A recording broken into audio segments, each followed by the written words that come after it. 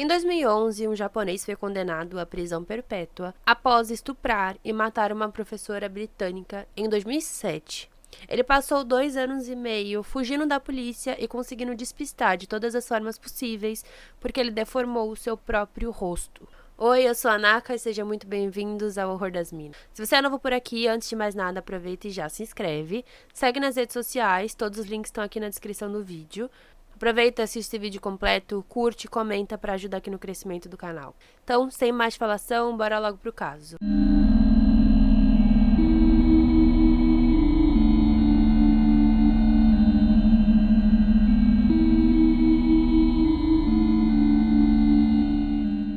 Nós começamos nosso caso de hoje falando sobre a Lindsay Ann Hawker. Ela nasceu no dia 30 de dezembro de 1984 em Coventry, no Reino Unido. Ela era filha do meio e ela tinha 2 irmãs chamadas Lisa e Louise. Os seus pais eram Julia e Bill Hawker e ela sempre foi vista como uma jovem muito inteligente, muito encantadora. Na juventude, ela estudou na escola Rei Henrique VIII, onde ela sempre chamou muita atenção devido às suas notas e por todo o seu entusiasmo. Ela era alguém também muito popular entre os alunos e os funcionários da escola. Em 2006, ela se formou na Universidade de Leeds em um curso de biologia. E depois de se formar na universidade, a Lindsay então se mudou para o Japão. Lá no Japão, ela conseguiu um emprego de professora de inglês na maior escola de inglês da região. Essa escola que ela trabalhava se chamava Koiwa e ficava em Tóquio.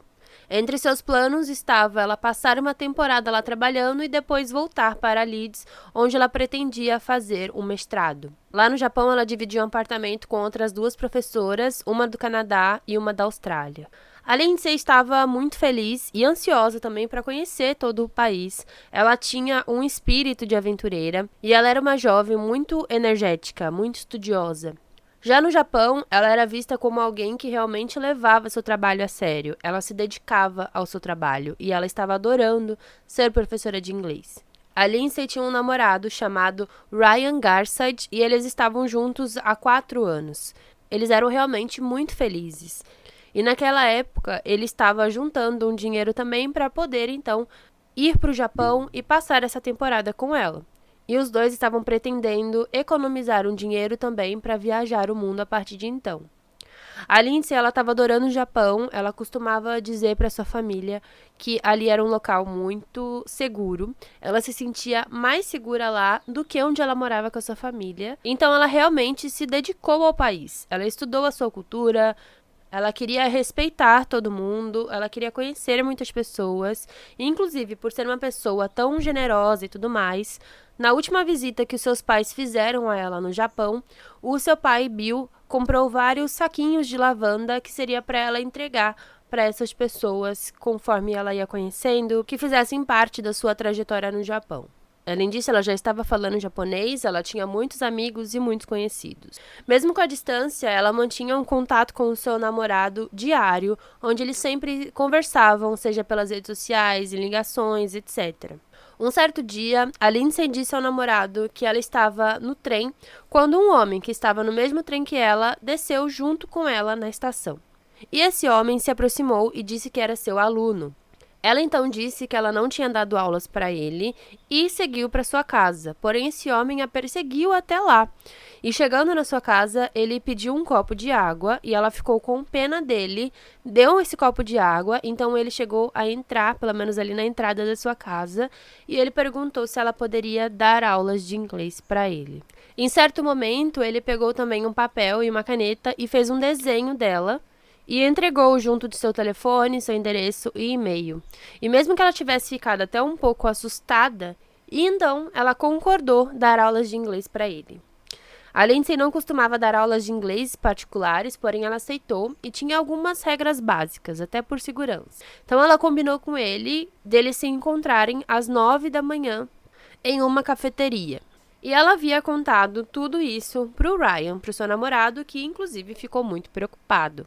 Mas ela disse que isso era algo normal lá no Japão, que estava tudo bem, que ele não era ninguém violento e que ele não precisava se preocupar.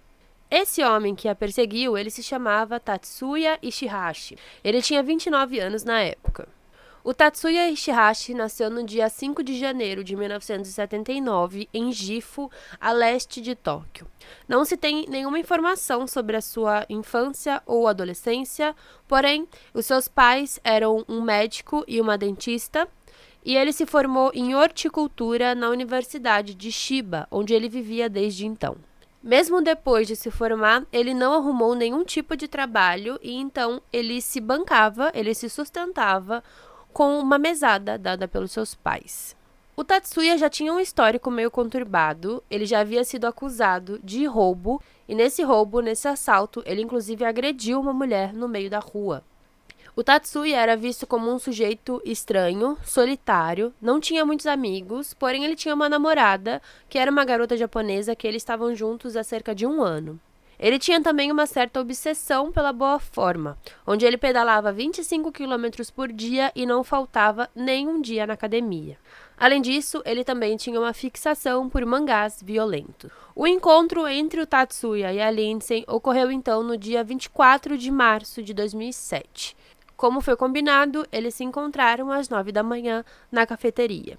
No fim da aula de inglês, não se sabe exatamente o porquê, mas os dois pegaram o mesmo táxi e foram juntos até o apartamento de Tatsuya. Provavelmente ele queria mostrar algo para ela no apartamento ou algo do tipo, e ela desceu do táxi pedindo para o motorista para que ele esperasse que ela logo voltaria para o carro. Porém, se passou 7 minutos, a Lindsay não voltou para o carro e o motorista foi embora. Naquela tarde, a Lindsay não voltou para sua casa e a sua família e o seu namorado, que sempre mantinham contato com ela, começaram a ficar preocupados. Além disso, no dia seguinte, ainda sem o contato da Lindsay, todo mundo começou a estranhar o seu sumiço e até acharam que ela poderia ter saído com alguns amigos ou coisa do tipo. Porém, ela não apareceu para dar as aulas naquele dia de domingo, que ela tinha aulas marcadas, e na segunda-feira também ela não apareceu. E até então ela nunca tinha sumido, ela nunca tinha faltado nas aulas, então tudo começou a ficar muito preocupante. E na segunda-feira, o seu desaparecimento então foi registrado. A polícia verificou primeiramente as suas redes sociais e a sua última mensagem para o seu namorado era: "Amo muito vocês, não se preocupem com um cara que me perseguiu. É uma loucura aqui no Japão, sinto sua falta." E a partir daí eles já tinham essa informação, que tinha um homem perseguindo ela. A polícia foi então refazendo seus passos e verificaram as imagens de segurança na cafeteria, onde mostrou que ela entrou no mesmo táxi com o Tatsuya. Na casa da Lindsay, ela havia deixado também o bilhete à vista, o desenho que ele fez, deixando todos os seus dados, seu endereço, seu telefone e seu e-mail. A polícia viu pelas câmeras que a Lindsay desceu com ele na casa do Tatsuya e o taxista informou o que ocorreu, que ela pediu para esperar, mas como ela acabou demorando, ele foi embora. Então, a polícia foi até o apartamento do Tatsuya, mas ele simplesmente não atendeu a porta.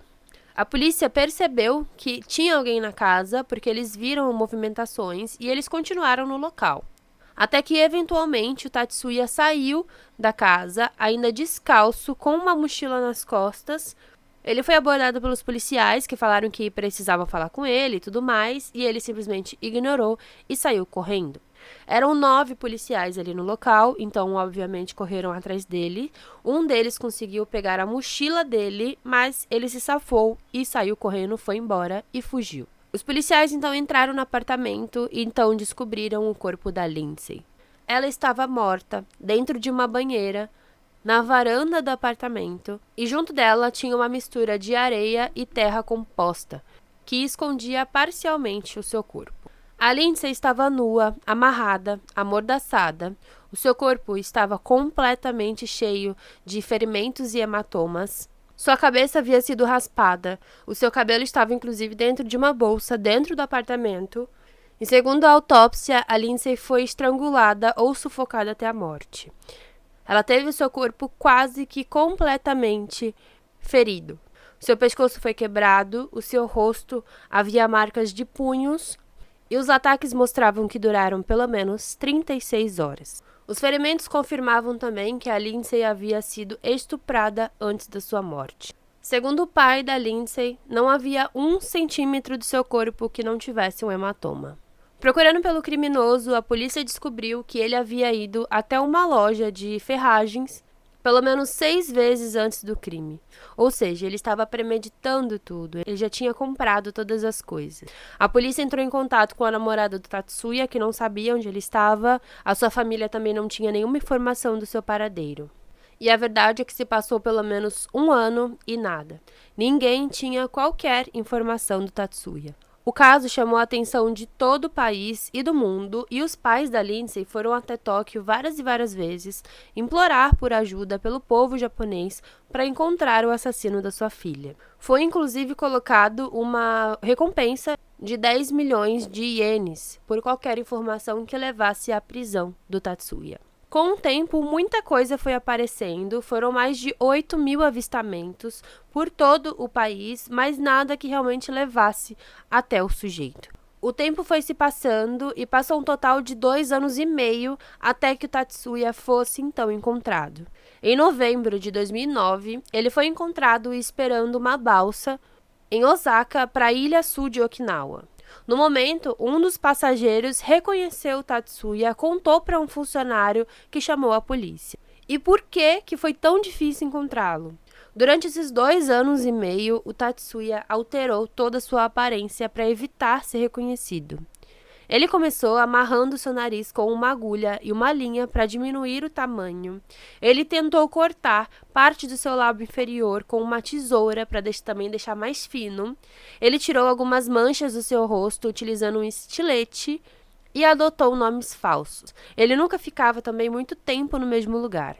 Indo de lugar em lugar, ele fazia alguns trabalhos braçais, trabalhos de construção, e praticamente todo o dinheiro ele guardava para fazer essas operações de cirurgia plástica. Ele fez cerca de 3 cirurgias no nariz, e nessa última cirurgia tiveram que tirar fotos de todo o seu rosto, e foi aí que perceberam que ele tinha muitas marcas estranhas de manchas removidas. Então, eles acabaram denunciando para a polícia e mostraram as suas fotos.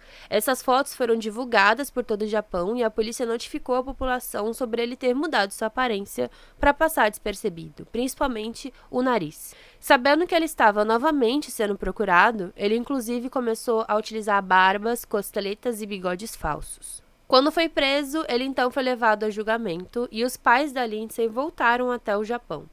Primeiramente, ele acabou negando o crime, dizendo que ele era inocente, porém no julgamento ele confessou, dizendo que ele a estuprou e que a morte foi algo acidental. Que ele não queria matá-la, mas que para calar a sua boca, ele cobriu a boca e colocou seus braços em volta do seu pescoço para que ela não gritasse. Mas, obviamente, de acordo com a autópsia e todo o estado do corpo dela, além das imagens de segurança e tudo mais, a promotoria não encontrou vestígios de uma morte acidental. Então, ele foi considerado culpado e foi condenado à prisão perpétua. A família da Lindsay pediu para que não tivessem piedade dele e que o condenassem à pena de morte. Porém, o tribunal alegou que, por ele ser muito jovem, não ter antecedentes criminais, ele não era considerado um criminoso por natureza, e que ele pode ter uma chance de recomeçar ou de ser corrigido. Enquanto preso, o Tatsuya fez um livro chamado Until the Arrest, onde ele conta basicamente tudo o que fez enquanto estava fugindo da prisão, enquanto estava fugindo dos policiais, como ele escapou por 2 anos e meio, além de mostrar como ele mudou o seu rosto drasticamente, não só em cirurgias, mas também se autodeformando. O Tatsuya continua preso, pagando pelo seu crime. Ele tentou apelar à sentença, mas o pedido foi negado. Então foi isso, gente. Espero que vocês tenham gostado desse vídeo. Se você acompanhou até aqui, deixe sua curtida, seu comentário, compartilha com seus amigos para ajudar aqui no engajamento do canal. É bem rapidinho, é de graça e me ajuda bastante. Então, muito obrigada, valeu e tchau, tchau!